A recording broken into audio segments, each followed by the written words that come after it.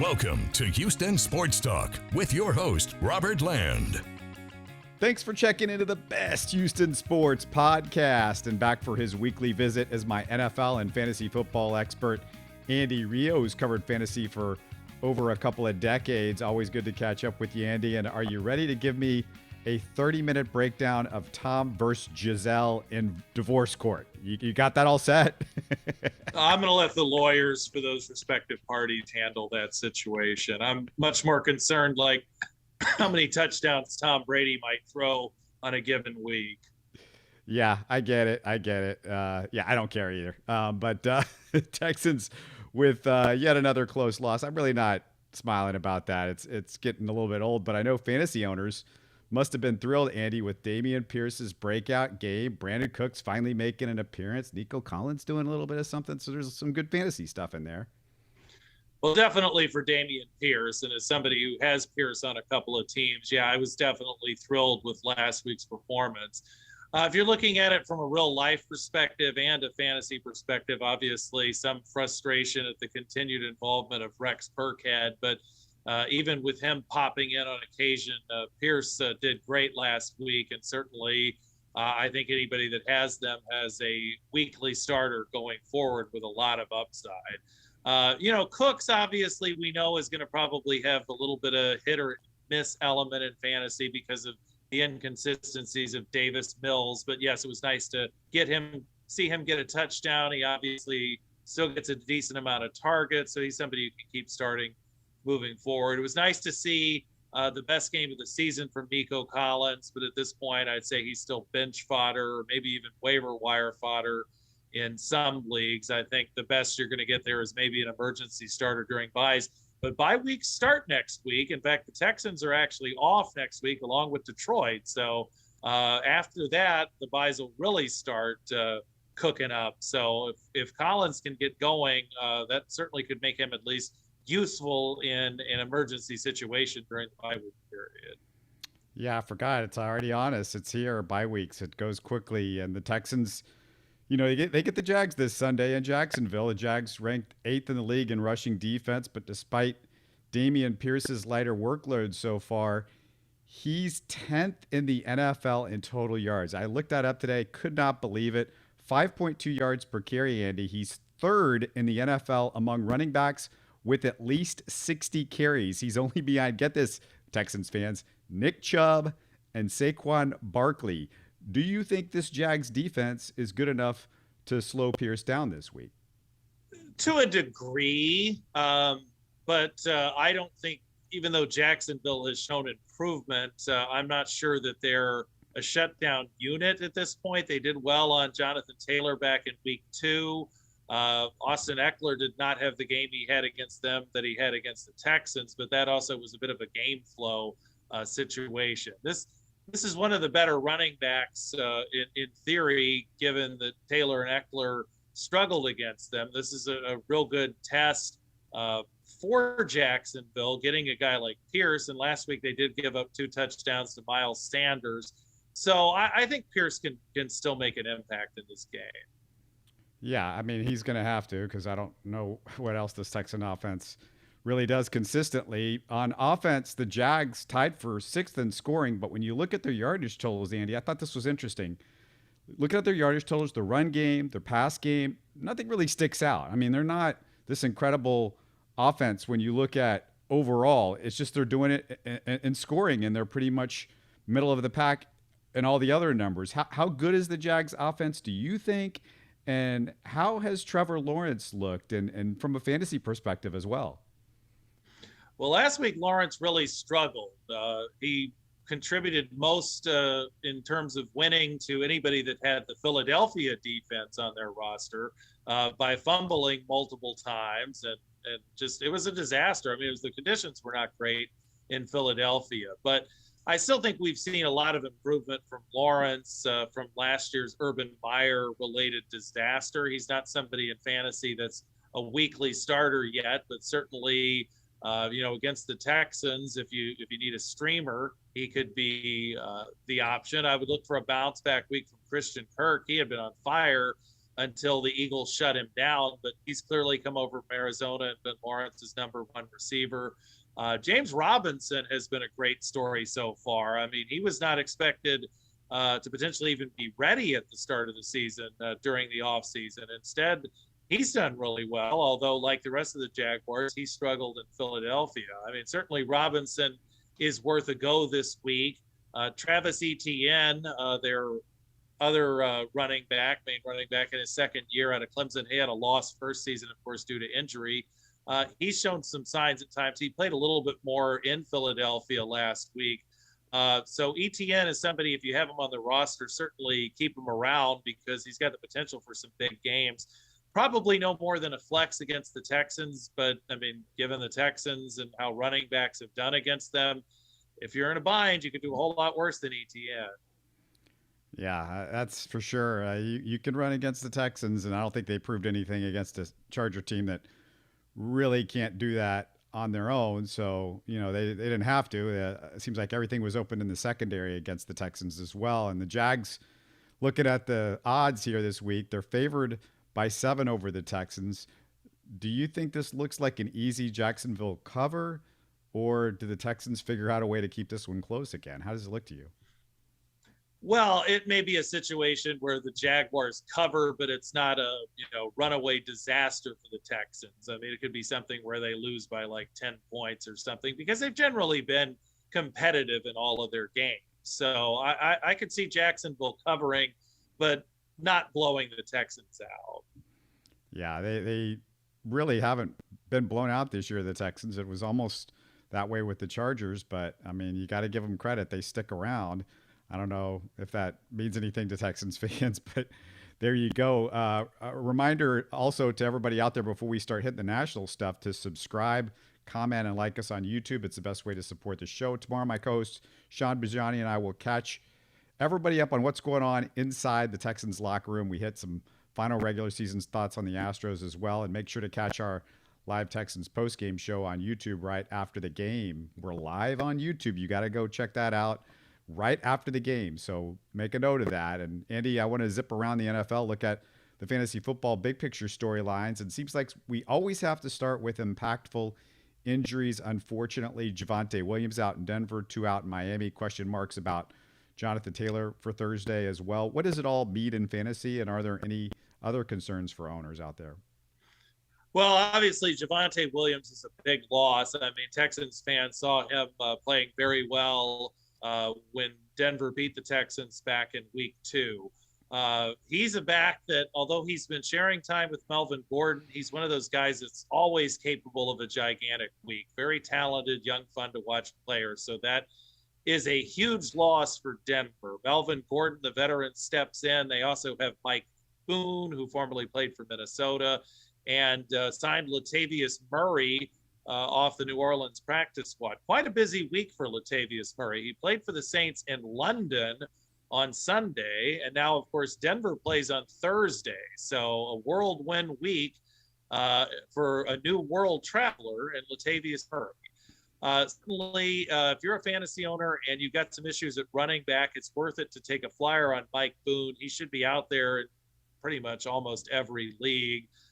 Gordon certainly steps in with raised stock, but he also had a costly fumble in the loss to Las Vegas on Sunday. So Murray, I think, may just end up serving as depth, but he did look good for New Orleans the other day. It's probably going to be a little bit of a mess for the Broncos, but, right now your starting points would be Gordon and Boone. It may force them to use Russell Wilson more as a passer, which obviously would mean better things for Jerry Jeudy and Cortland Sutton.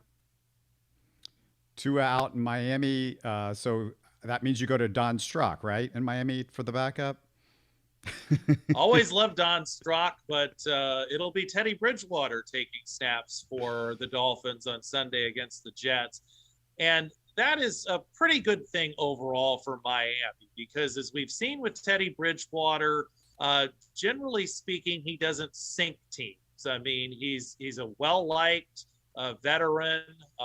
He's been very popular in all of his stops and everything like that. And he's Let's be honest. I'm a fan of the guy. He's obviously, I'd never say he's a great quarterback or anything like that, but he should be good enough to keep Tyreek Hill and Jalen Waddle going. Miami might lean a little bit more on the running game, and they've been using Raheem Mostert more over Chase Edmonds of late. So I don't think Teddy will sink the stock of the wide receivers there. They may be a little bit less desirable, but I think overall, definitely Tyreek Hill and Jalen Waddle will still put up some numbers. Yeah, we mentioned Jonathan Taylor. I don't know if we got much into that, but also looking at the Colts in general, I mean, I'm starting to kind of wonder if Frank Reich's job's going to be in jeopardy. I mean, they keep handing him a different quarterback every year.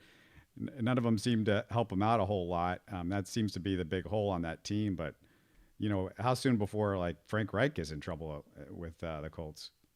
Well, I think he's already on the hot seat because, he was, heavily involved. I mean, they brought Carson Wentz in, and that seemed to work out until the last game of last season, and then that's it for Carson Wentz. And admittedly, Carson Wentz has clearly struggled since his peak 2017 season in Philadelphia. But there were expectations that the Colts were going to win the division, and they're floundering, and they've got to go to Denver on a short week. At this point, the status of Jonathan Taylor is still in question, but owners out there, with that being a Thursday night game, you have to be ready to, pull the trigger pretty quickly on getting him out of the lineup if needed. Former Texan Philip Lindsay could get some more work in that game. He's obviously, it would be an interesting story, him playing in Denver again, since he's from there and used to play for the Broncos. But I think if you have to go with an Indianapolis back other than Taylor, it would be Nyheim Hines. But yeah, right now, just not a good situation in Indianapolis. Matt Ryan is struggling, but the only guy who theoretically, besides Taylor, offers any value on a weekly basis consistently is Michael Pittman. We mentioned some injuries. The only thing injured in Pittsburgh is some pride because there's another quarterback coming in, and it's not Mitch Trubisky, and I'm sure his pride's a little hurt, but Kenny Pickett for Steelers fans has got to be a big help as a possible, upgrade for them at quarterback. Is he a fantasy factor at all? Well, Pittsburgh goes into a very rough stretch of games here. They've got Buffalo this week, and they also have to play in this upcoming stretch Tampa Bay, Miami, and Philadelphia. So it's going to be a while before Pickett makes his way into the streaming conversation. Certainly in 2 quarterback or super flex leagues, he can be a factor right away, because in those types of formats, pretty much anybody can be a factor right away. The Steelers have plenty of weapons. I mean, George Pickens looks like a future star at receiver. Pat Freiermuth certainly has been a consistent tight end. Deontay Johnson, although he has issues with drops, he's pretty solid. I think Chase Claypool's kind of leaning into disappointment status. And then they also have Najee Harris, who's solid in the backfield. Jaylen Warren seems to be coming on as Najee's backup. So, Pickett, by all accounts, seems to be a decent quarterback, and the supporting cast is pretty good there in Pittsburgh. So if you're in a dynasty league, certainly you could be excited about Pickett. I think if he's going to have any moments this year, it's going to have to be after that rough stretch of games. But I think he may do a better job of keeping everybody afloat in Pittsburgh than Trubisky was doing. All right, the Big Five. Let's hit the Big Five matchups, the most intriguing matchups of the week for Andy. And the Red Hot Giants are going to play the Packers in London. Forget everything you think about for this game. To me, I got to know from you, Andy, is the new king going to show up? Do we have odds of a King Charles sighting in Vegas yet? Or I'm just kidding. What do you think about this game? I like doing the royalty deal every now and then. So yeah, what do you think about this game? Well, if you want to talk about royalty for the Giants, it's definitely Saquon Barkley. I mean, he is the large reason why the Giants are 3-1 right now, because there's really not a fantasy factor on that roster outside of him. And he may very well be a marked man Sunday morning when we're watching over here in the States, because Daniel Jones and former Texan Tyrod Taylor are both injured right now. I mean, should those guys not be able to play, I believe it's Davis Webb that would be taking over for the Giants at quarterback. I think this is probably a situation where Green Bay has no problems winning this game. It's just a matter of if the Giants have Jones or Taylor, they'll probably be a whole lot more likely to at least be somewhat competitive.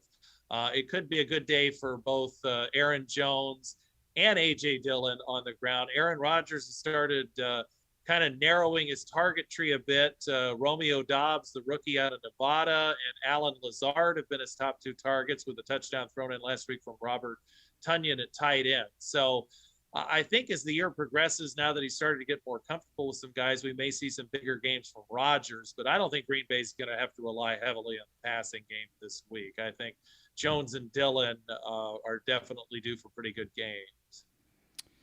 All right, we're going to have to hold everything here because apparently the Falcons and the Bucks is a first place battle in the NFC South. Is that right, Andy? The Falcons are battling for first?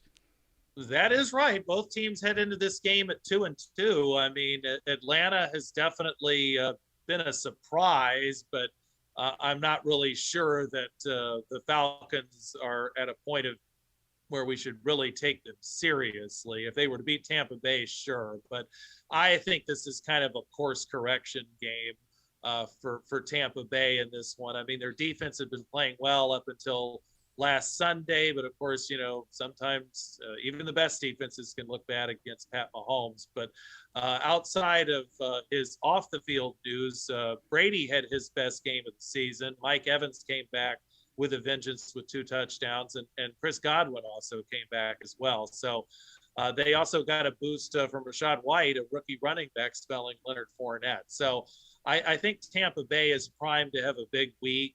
Atlanta obviously is going to be shaking things up a bit. Cordero Patterson is on injured reserve for 4 weeks. Caleb Patterson and Tyler Algier were the 2 main guys in the Atlanta backfield this week. Both performed fairly well. Both are worth a look on waivers. Although against that Tampa Bay run defense, I wouldn't expect anything big out of those guys. The biggest story with Atlanta is that Kyle Pitts has been a bust at tight end. And, I think at some point, everybody thinks he will snap out of it. I think he will at some point. But, between him and Drake London, the target tree's narrow in Atlanta. But Marcus Mariota struggled last week against the Browns. And, I don't know. Atlanta is 2-2. I'll give them credit for that, but I still don't think it's time to really jump on the Falcons bandwagon.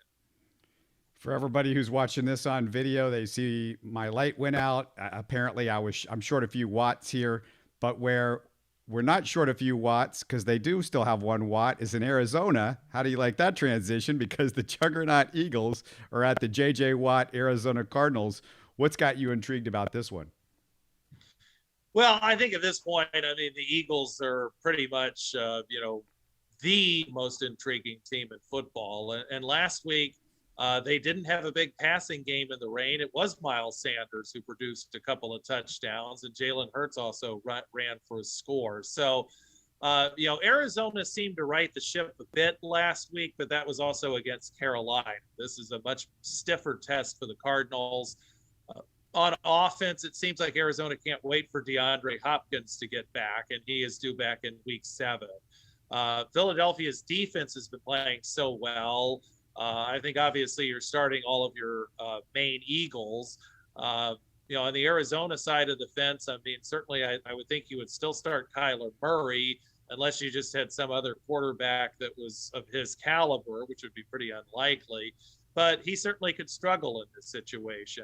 I think with the Cardinals, we obviously still have to start Murray, James Conner, Marquise Brown, and one player who could be somewhat motivated for Arizona is Zach Ertz, who, of course, spent many years in Philadelphia. So those are the main guys for the Cardinals, but you have to keep your expectations in check a little bit in this tougher matchup. Cowboys are at the Rams. I know it's a big one, but do we have to talk about the Cowboys, Andy? Well, yeah, they're 3-1 right now. I realize that a lot of people get tired of Cowboys talk, but it's more annoying when they're not very good.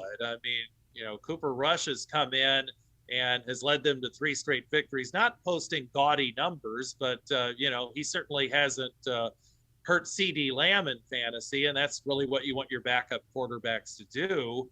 If you have, a receiver with them. Michael Gallup came back for Dallas, had a touchdown last week. So that's a big weapon for the Cowboys. And, the running back situation, a lot of people would like to see Tony Pollard take over the larger role over Ezekiel Elliott. That's not imminent, I don't think, but I think you can continue to start both of those guys as flexes. And I think they'll probably get more out of Dalton Schultz going forward. He was coming off an injury last week when they beat Washington. As far as the Rams go, we saw that they really struggled on Monday night out in San Francisco. And this is a team that kind of has a habit of righting the ship when all seems lost. But they're also having struggles up front, and that's really hurt Matthew Stafford. The only Ram that's really been producing at a high level, of course, is Cooper Kupp. Tyler Higbee's been kind of a pleasant surprise at tight end, but Allen Robinson has been a disappointing free agent signing. Cam Akers has had trouble getting untracked, and they don't seem willing to really give Darrell Henderson a larger role. So right now, Kupp and Higbee are really the automatic starters for the Rams. Stafford is capable of turning it around, but against a tough Dallas pass rush, it could be another difficult week for him. Yeah, sorry, I'm contractually obligated to hate the Cowboys. I am from Houston, so that's just in the contract when you get your birth certificate. That's all I'm saying. The Bengals are at the... I wouldn't necessarily say I'm a Cowboys fan, but they are a big story around the league. They always will be. Yeah, unfortunately. So the Bengals are at the Ravens. Joe Burrow versus Lamar Jackson. Plenty other storylines in this one too, right? Yeah, Sunday night game in Baltimore. The Ravens 2-2. They had Buffalo on the ropes last week, but controversial play where they opted not to kick a field goal and then didn't get a touchdown, and the Bills went down and won with a field goal. But the fact that they were able to hang with Buffalo does, say that Baltimore is a quality team. And, of course, Cincinnati is. These two teams tied for a share of first in the AFC North with Cleveland. So the winner will at least have a share of first. The Browns playing the Chargers. So by no means is that going to be a gimme win for Cleveland or, of course, the Chargers. They're kind of two helter-skelter teams. But anyways, back to the Bengals. They have definitely righted the ship over the past couple of weeks. Joe Mixon is getting a lot of volume. He hasn't turned it into a lot of production yet. And of course, Joe Burrow's got those, 3 great receivers to throw to, the steady Tyler Boyd, and of course, T. Higgins and Jamar Chase. Higgins has really stolen some of the thunder of late, but against the Baltimore secondary, all 3 of those guys could put up decent numbers. The Ravens have an interesting defense for fantasy and where they're able to get sacks and turnovers, but of course they also give up tons of points. We'll have to watch the status of Rashad Bateman, the second-year receiver for Baltimore. He is dealing with an injury. We'll have to kind of wait and see, like I said, on if he's able to go or not. Mark Andrews ought to rebound. He had an off day against the Bills, and Lamar, by his standards, had a bit of an off day, so he should rebound. J.K. Dobbins had a couple of touchdowns. He's fought his way back from injury, so he's back on the radar. We definitely use him in fantasy. And, Devin Duvernay has also produced touchdowns at a decent clip. I still wouldn't, be overly excited to start Duvernay, but he's somebody you could use if you were in a jam. Let's just hit the wins and losses and maybe make some picks here. Giants and Packers. I assume you're picking the Pack in London? Oh, yeah, absolutely. Falcons and Bucks. It sounded like you were leaning towards the Bucks. You think they're going to all the way on Tampa Bay? Yeah. Eagles and Cardinals. You sticking with the Eagles? Is the roll's going to keep going, huh? I think the Eagles will keep it going. Yep. Cowboys and the Rams. Where do you lean on that? This is just the kind of game that I think after they've been counted out, that the Rams usually find a way to win. It would not surprise me if Dallas wins, but the Rams have their backs against the wall a little bit. You like the Ravens at home against the Bengals? That's a close call, but yeah, I will give Baltimore the nod at home for that one. All right, before we close, I got a couple notes, and one of them is, it's not sports related, but I'm such a music buff, and how could you not love Loretta Lynn? And just gotta give a quick shout out to her. And I tell you what, Andy, there's a lot of NFL players that you wish were as tough as Loretta Lynn, born with no electricity and no plumbing as a kid, married at 15, had 4 kids by 19, was a grandmother by 34, was writing songs about her cheating, drinking husband 50 years before Taylor Swift was doing the same type of stuff about her cheating boyfriend. She was so far ahead of her time. She was such a trailblazer, tough as nails, lived to 90 years old. What a life, and just a real hat tip to Loretta Lynn. I know you're not much of a country music fan, but I mean, it's Loretta Lynn. Who doesn't love her? Oh, she was a remarkable lady, yes. Also, a quick plug for all the Rockets fans before we go. If you missed it, watch or listen to my conversation with Rockets expert Frank from HTX Chop Shop on his reaction to their first preseason game. That was our last show. If you want to ask Andy fantasy questions, he's at Andy Rioux on Twitter. Always good to see you, Andy. Let's do it again next week. Sounds good. You're listening to Houston Sports Talk. Hey, you can support the show by subscribing on YouTube and commenting on the videos. Listen to Houston Sports Talk on Spotify, Apple, Stitcher, and Google. Don't forget to tell a friend and share our show on social media. Spread the word, everybody. Thanks for listening.